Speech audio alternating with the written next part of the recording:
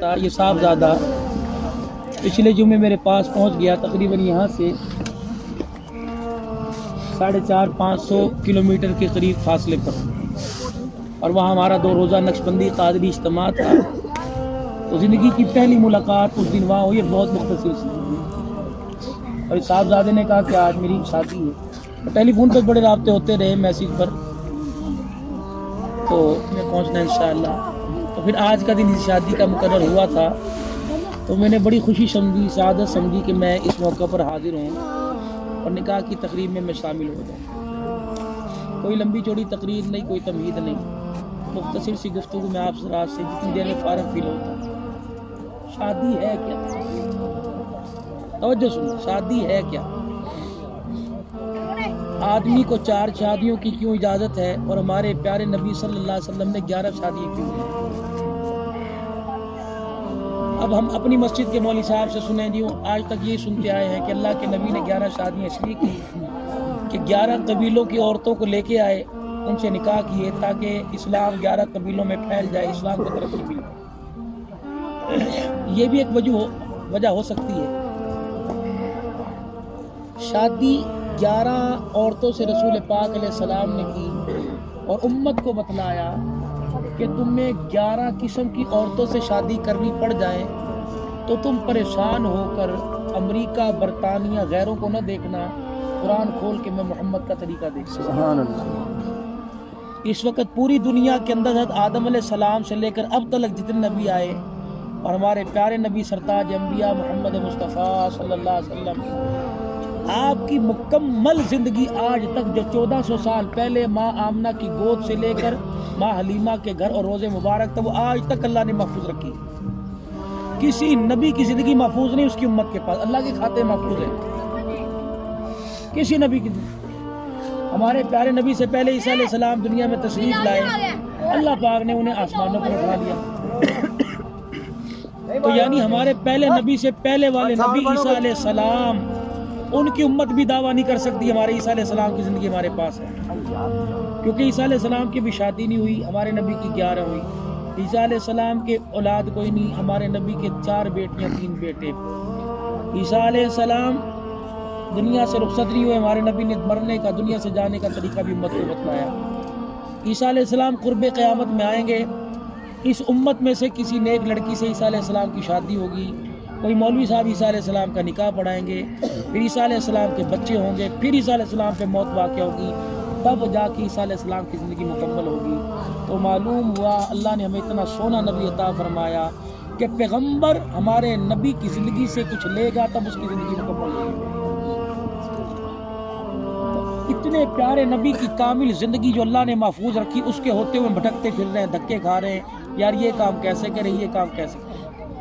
حضور نے 11 شادیاں کی، اور 11 شادیوں میں آپ نے فرمایا میں نے 11 عورتوں سے شادی نہیں کی، میں نے 11 قسم کی عورتوں سے شادی کی۔ جب انسان شادی کرتا ہے تو 11 چیزوں کو دیکھتا ہے، یا تو اسے لڑکی ملے گی کنواری، یا اسے عورت ملے گی بیوہ، یا لڑکی ملے گی جسے طلاق ہو، ان تینوں سے شادی کر سکتا ہے۔ پھر شادی کرتا ہے، جو لڑکی آتی ہے وہ کبھی عمر میں بڑی آتی ہے، کبھی عمر میں چھوٹی آتی ہے، 5 ہوگی، 6 7، یا امیر گھرانے کی ملے گی یا غریب گھرانے کی ملے گی، 8 9، یا اپنوں میں کرے گا یا غیروں میں کرے گا، 10 11، یا مسلمانوں میں کرے گا یا کافر کو کلمہ پڑھا کے مسلمان کر کے کرے گا۔ تو اللہ کے نبی نے 11 قسم کی عورتوں سے شادی کر کے بتلایا کہ میرے امتیوں، اگر تمہیں اس موڑ پر آ کر کھڑے ہونا پڑ جائے تو سوچنے کی ضرورت نہیں، میں محمد کے طریقوں کو کھول لینا، تمہیں آسانی ملتی جائے گی۔ اگر تمہیں بڑی عورت سے کی عمر سے شادی کرنی پڑ جائے تو خدیجۃ الکبریٰ کی عمر 40 سال، میری 25 سال، تو مجھے خدیجہ کے گھر میں دیکھ لینا۔ اگر چھوٹی عمر کی عورت سے شادی کرنی پڑ جائے تو مجھے دولہا بن کے سیدہ عائشہ کے گھر کے اندر دیکھ لینا۔ اگر بیوہ عورت سے شادی کرنی پڑ جائے ام حبیبہ سے دیکھ لینا۔ اگر غریب عورت سے شادی کرنی پڑ جائے جویریہ سے دیکھ لینا۔ یہ 11 قسم۔ پھر نکاح کیا ہے؟ ابھی میں نے 3 آیتیں پڑھی، فقیر کا، غریب کا، میرا بھی نکاح ہوا تو مولوی صاحب نے 3 آیتیں پڑھی۔ پاکستان میں جہاں بھی کہیں نکاح ہوا 3 آیتیں، 2 سورہ نساء میں سے ہاں ایک سورہ نساء میں سے انسان پڑھتا ہے اور پہلی آیت جو انسان پڑھتا ہے یا ایھاالذین آمنوا اتقوا اللہ حق تقاتہ آل عمران، پھر سورہ نساء میں سے یا ایھا الناس اتقوا ربکم الذی، پہلا یا ایھاالذین آمنوا اتقوا اللہ، اے لوگوں جو ایمان لائے ہو اللہ سے ڈرو، اللہ کے حق کو تم پورا کرو، اللہ میاں بیوی کو ایک دوسرے کے حق پورا کرنے کی توفیق عطا فرمائے گا۔ دوسری یا ایھا الناس اتقوا ربکم الذی خلقکم من نفس واحدہ، خاندان میں رشتے نہ ملے تو اس کا مطلب یہ کہ تم نے شادی نہیں کرنی، اللہ نے تمہیں ایک باپ سے پیدا کیا، فخلق منها زوجها وبث منهما رجالا كثيرا ونساء، پھر اس میں سے ایک عورت پیدا کی، پھر اس اللہ نے ان دونوں میں سے بے شمار انسان مرد عورت پیدا کر دیے اللہ کے ہاں۔ وقبائل لتعارفوا، کسی کو شیخ بنایا، کسی کو ملک بنایا، کس لیے بنایا کہ ایک دوسرے کی وجہ سے نہیں، وقبائل تاکہ دوسرے کو پہچان سکو، ان اکرمکم عند اللہ اتقاکم، اللہ کے نزدیک تو عزت والا وہ ہے جو دنیا کے اندر نیکی والی زندگی گزار کے جا رہا ہے۔ تیسری آیت پڑھتے ہیں یا ایھا الناس یا ایھا الذین آمنوا اتقوا اللہ وقولوا قولا سدیدا، او لوگو جب آپس میں کوئی بات کیا کرو سچی بات کیا کرو، بڑا چڑھا کے منڈا تو باہر سے پیسے لے کے آتا ہے، لڑکی ہماری سب کچھ جانتی ہے، جب تم سچی بات میں رشتے طے کرو گے پھر عدالتوں میں جا کے طلاقیں نہیں لینی پڑیں گی، شادیاں نہیں بیں گی، یصلح لکم اعمالکم، اللہ تمہارے اعمالوں کو اچھا کرے گا، ویغفر لکم ذنوبکم، تمہارے گناہوں کو اللہ معاف فرمائے گا، ومن یطع اللہ ورسولہ، اللہ اس کے رسول کی اطاعت کرو کامیابی ملے گی۔ پھر دو حدیث پڑھتے ہیں علیحدہ، النکاح من سنتی، حضور اسلام نے فرمایا نکاح میری سنت ہے، او کما قال، پھر میرے نبی نے دوسری حدیث میں فرمایا فمن رغب عن سنتی فلیس منی، صرف نکاح والی سنت نہیں، جس نے میری کسی سنت کو چھوڑ دیا میرا محمد کا اس کے ساتھ تعلق ختم ہو گیا، میرا تو کوئی، یہ خطبہ ہے۔ اب شادی 6 چیزیں ہیں، شادی 6 چیزیں ہیں۔ پہلی چیز 2 فرض ہیں، 1 واجب ہے اور 3 سنتیں۔ شادی میں 2 فرض، 1 واجب، 3 سنتیں۔ پہلا فرض، ابھی میرے پاس فارم آئے گا، میں یہاں لڑکی کا نام لوں گا اور اس کے باپ کا، پھر میں ذیشان کا نام لوں گا، اس کے والد محترمہ لوں گا، اور میں کہوں گا اس لڑکی کے ساتھ تیرا نکاح اتنے روپے حق مہر میں نے کر دیا، تجھے قبول ہے؟ نے کہا جی، یہ پہلا فرض ہے۔ اب میں کہوں گا شادی کے گواہ کہاں ہیں؟ اب 2 گواہ آ جائیں گے، یہ دوسرا فرض ہے، اگر ان دونوں میں سے ایک نہ ہوتی تو کہا نہیں ہوتا، یہ فرض ہے۔ 1 واجب ہے، حضرت علی رسول اللہ صلی اللہ علیہ وسلم کے گھر تشریف لے گئے، یا رسول اللہ مجھے اپنا بیٹا بنائیں، آپ علیہ السلام اپنی بیٹی فاطمہ سے پوچھنے گئے، علی آیا ہے میرے چاچے کا بیٹا ہے، کوئی اس میں کمی نہیں، لیکن تیرے سے پوچھوں گا تو ہاں کہے گی تو ہاں، نہ کہے گی نہ، تو معلوم ہوا بیٹیوں سے پوچھنے کا حق ہے، ان کی بھی رضامندی ہے۔ پھر اس کے بعد آپ تشریف لائے، آپ نے فرمایا علی میں تجھے جانتا ہوں تیری حالت کیسی ہے، لیکن پریشان نہ ہو، میں نے تجھے کوئی نہیں کہنا مکان بنا، میں نے تجھے کوئی نہیں کہنا گاڑی دروازے پہ لا کے کھڑی کر، میں نے کوئی نہیں کہنا 2 سونے کے سیٹ لے کے آ، اے علی ساری چیزیں میں تجھے اپنے گھر سے دوں گا، تیری شادی کا جوڑا، تیرے کپڑے، تیری جتی، ہر چیز دوں گا، لیکن اے علی نکاح میں جو حق مہر ہے نا وہ تجھے خود لے کے آنا پڑے گا، یہ واجب ہے، حق مہر واجب ہے۔ اب دیکھو ہم شادیوں پہ 10-10 لاکھ میں خرچ کرتے ہیں اور 5000 حق مہر کا جی اندر طلب جی غیر مؤجل لکھ دو، اتنی شرم کی بات ہے، یہ نکاح کا ایک مین حصہ ہے، واجب ہے، موقع پر دو، 5000 تو موقع پر دو، نہیں دے سکتے رات کو شوہر بیوی کے کمرے میں جا کے، اس کے جسم کی قیمت ہے اس کو ہاتھ لگانے کی۔ میری بیوی نے مجھے معاف کر دیا، کیوں معاف کر دیا؟ اس نے معاف کیا نا، آپ صبح بازار جاؤ اس کے لیے چادر، اسی حق مہر میں سے اس کے لیے کپڑے، کوئی سونے کی چیز نہیں، بھائی تیرا حق ہے، اللہ کے نبی نے اپنی بیٹیوں کو دلوایا، حضرت علی حق مہر لینے کے لیے اپنی زیرہ بیچ کے آئے، یہ واجب ہے۔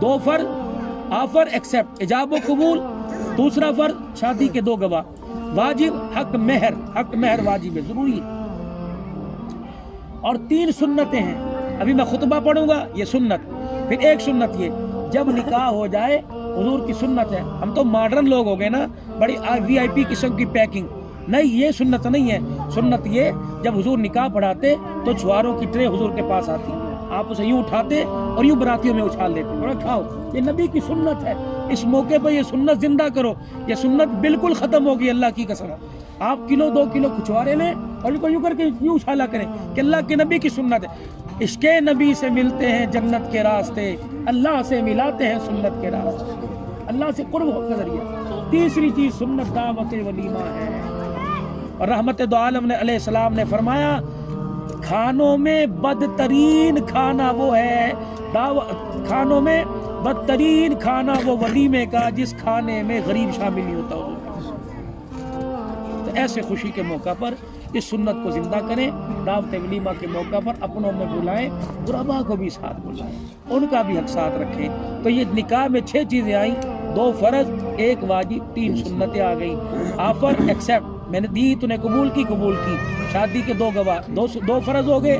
حق مہر واجب ہے, 2 موقع پر اس کی عادت ڈالو. اور یہ اتنا اہم ہے, فرمایا اگر آدمی کا انتقال ہو جائے, جنازہ اٹھانے سے پہلے اس کی زمین کے بٹوارے میں سے پہلے اس بیوی کا حق مہر ادا کرو, پھر وراثت بچوں, پھر جو اس پہ قرضہ تھا قرضہ ادا کرو, پھر وراثت بچوں میں تقسیم کرو, پھر اس کی میت اٹھاؤ. ایسا لگے گا جیسا گلاب کا پھول لے کے جا رہے ہیں. اتنے سارے بوجھ لے کے جا رہا ہے, قبر کے اندر کیسے کروٹیں بدل سکے گا؟ سب سے پہلے ماں سے پوچھو, باپ نے تیرا حق مہر دیا تھا؟ نہیں دیا تو جنازہ اٹھنے سے پہلے ابا تیری طرح حق مہر تیرے بیٹے نے ادا کر دیا. اللہ تعالیٰ مبارک گھڑیوں کو قبول فرمائے. اللہ تعالیٰ مرحوم کی قبر کو نور سے بھر دے, اور اللہ تعالیٰ اس بچے کو شادی کی خوشیوں میں اللہ انہیں اور عطا فرمائے. اور اپنے سگوں کے گھر میں اللہ بیانے کے لیے آیا ہے, دونوں گھروں کی اللہ عزتوں کی لاج رکھ لے, دونوں گھروں کے نصیب اچھے کر دے. یا اللہ تعالیٰ بچی کو تو ہمیشہ سہاگن رکھنا, کوئی دکھ تکلیف نہ آئے, کوئی تھوڑ نہ آئے, کوئی مال کی کمی نہ. باپ ہوتا ہے نا, باپ میں آپ کو بتلاؤں, باپ ہوتا ہے نا باپ, اسے ہر چیز وہ پانی کے گھونٹ کی طرح سخت کانٹے بھی پی جاتا ہے, لیکن بیٹی کی آنکھ میں آنسو دیکھ کے صحت مند باپ مر جاتا ہے. بس یہ آپ کے آگے یہ ہاتھ ہے.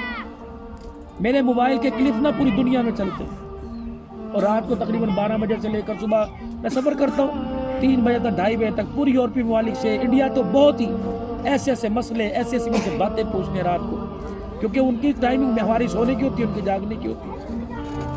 میں نے ایک دن تقریر کے اندر بےہودہ سا جملہ کہہ دیا, اور مجھے بھی گلٹی فیل, مجھے محسوس ہوا کہ اچھا نہیں میں نے کیا. مجھے ایک کمنٹس آیا ایک سکھ کا, انہیں ہاتھ جوڑ کر پاجی پیری پہننے تواڈے, اسی سکھ ہو کے تواڈے نبی دی سیرت نا رات نو اسی کھانا کھان تو بعد اپنے لدھیانے دے اندر پتہ اس کا آگے کون سا علاقہ بتایا, رات نو اسی پونا گھنٹہ تواڈی زبان تو تواڈے سونے نبی دی سیرت سن گی, تواڈے منہ تو چنگا نہیں لگتا تسی گال کڈو. میں کہا وقت نہ نار تیری ڈوب مرنے کا منظور پوری دنیا سنتی. ہماری مسجدوں کے لاؤڈ سپیکر سے میسج پوری دنیا کے اندر جاتا ہے. ہمارے گھروں کا میسج جو موبائلوں پر آپ دیکھ لو, پتہ نہیں کس کی بیٹی کی عزت اجڑی ہے, پتہ نہیں کس کے گھر کا میسج جا رہا ہے. تو آپ سے ہاتھ جوڑ کے خدا کے واسطے عرض کرو, 2 کام کرو. ایک تو جو بیٹی کو جہیز دو نا, وہ جہیز کو نمائش نہ کیا کرو. آج فلانے دے ڈیرے تے آ جاؤ, فلانے دے ویڑ تے آ جاؤ, آج جہیز دیکھ لو. ایک امیر آدمی نے اپنے بیٹے کا ولیمہ کیا, 3 آدمیوں کو دعوت ولیمہ پہ بلایا, مسجد کے مولوی صاحب, مؤذن صاحب, امام. انہوں نے کہا جی کھاؤ روٹی, انہوں نے کہا جی اتنے کھا لی پھر شادی حال کر. انہوں نے کہا یہی ولیمہ ہے. انہوں نے کہا حاجی تو اپنی حیثیت دیکھ, اپنا مکان, اپنی گاڑی دیکھ, اور ولیمہ لوگ کیا کہیں گے, ذرا ایک ہی بیٹا ہے. اب سنو اس نے کیا کہا, خدا کی قسم روٹی کھاتے بعد لڑکھڑائے گا. اس نے کہا میاں جب میری بہو, میری نو جب میں سے رخصت کر کے لا رہا تھا, گاڑی میں بیٹھی تھی نا, تو میں نے یوں کر کے عورتوں کی طرح اندر اٹھا کے دیکھا تو بہت ساری بچیوں کے آنکھ میں آنسو نظر آئے. میں نے دل کی دنیا میں پوچھا کیوں روئی. انہوں نے کہا کاش ہمارا ابا بھی زندہ ہوتا تو میں بھی ایسے لاتا. تو میں گھر آیا, میں نے گھر آ کر کروٹ بدلی اور ٹیلی فون میں نے گنبد خضرا والے سے ملایا.